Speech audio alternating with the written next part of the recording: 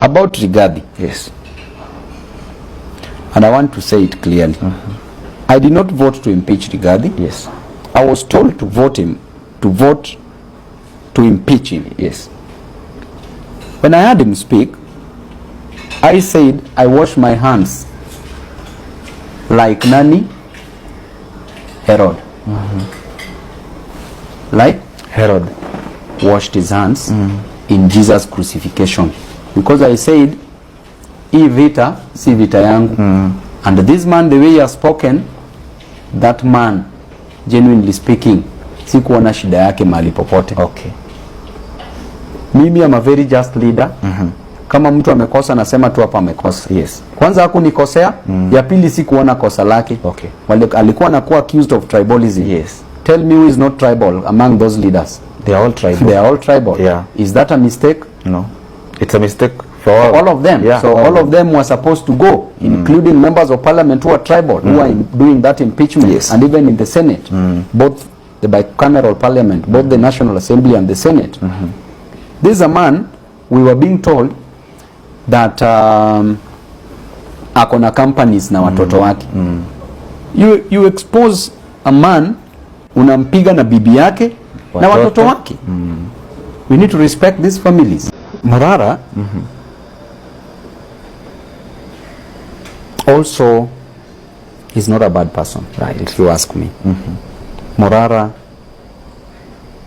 is also highlighting the excesses of this government. He's also doing the work of opposition under the doctrine of separation of powers, checks and balances, and checking on the excesses of this government. So whatever he's doing, he's within his rights, constitutional rights, to ensure that he keeps the government in check. I think we all have the same ideology of keeping this government in check, and the government should not intimidate anybody for that matter, including Morara, because he's also trying as a young person. So we all need to unite. One person alone cannot fight. We have to all unite. The way the government is united is the same way Kenyans should be united, right, to deal with the same government. Yes. As we heard, the slogan for Sakaja was Nairobi lazima iwork. At the moment, Nairobi ina work ama bado ina sink? You are a resident of Nairobi. It is very, very unfortunate. Right. The governor of Nairobi is a young person whom God has given an opportunity, right, to serve his people. But instead of being a leader, he's being a dealer. Okay. Instead of being a visionary leader, he's being a missionary leader. Instead of transforming the lives of Nairobians, he's busy destroying the lives of Nairobians. A leader who has been accused not once, not twice, not 10 times. Allegations on matters corruption. You've seen severally that Nairobi budgeted nothing for development. If we are living in a county where the budget is 42 billion Kenya shillings, then you don't budget anything or even 10% for Nairobi, okay, out of 42 billion Kenya shillings. Are you really human? That shows that you are not. Okay. The other day he came out and talked about drainage and said that there are heavy rains. As a leader, you cannot come out and admit that this challenge is too big for you as a leader. This challenge, these are not heavy rains. This is rainfall that is raining for few hours. But you can't pass within Nairobi. If tourists are coming here at the Nairobi CBD, I want to tell you that even the city clock, if you pass there at 8 a.m. in the morning, the city clock is reading midnight. So you wonder, we kama ni tourist, umetoka huko China ama umetoka Italy ama America ama hata hapa Tanzania, unasoma city clock saa 2 asubuhi inasoma midnight, hata pesa ya battery ya hiyo city clock umekula. When it comes to my leader, whom I still love up to date, okay, up to now, Raila Amolo Odinga, Right. whom I'm really praying that he gets the AU Okay. chairperson.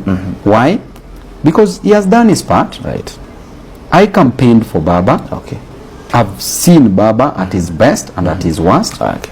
And I'm really also still praying. There are people who are also still not willing and are still saying that Baba should not get AUC. But I'm of a contrary opinion that Baba should get this AUC. This is a man that having tried for 4 consecutive terms and 1 broken term. Okay. This is a man who also deserves something.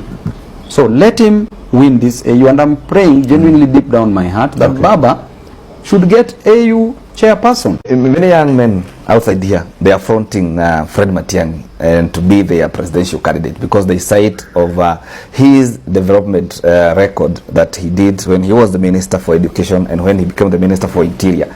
And they are saying he is suitable for the top seat job of the president of this country. And there are alliances and formation of coalition here and there. Last week we had the DAP when they were unveiling their headquarters at the Chui House. And Onyonka was there as a representative of Fred Matiang'i. And there was Karonzo, and there was the former deputy president, Rigathi Gachagua. These formations, they said their objective is to make sure that Ruto does not make to be the next president. Do you see the formation of Kina Matiang'i and the likes of Rigathi Gachagua to be a formidable force yenye itakalia Ruto 2027? I think they are a big force. If they front Matiang'i, and as I've said, Matiang'i is good, but I'm better. Okay. Yeah.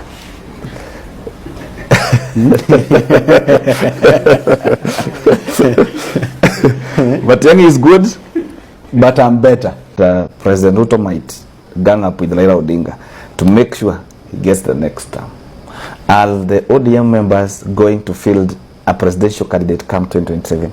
If ODM members must field a presidential candidate, it must be Babu Owino. Can easily beat Ruto very early in the morning.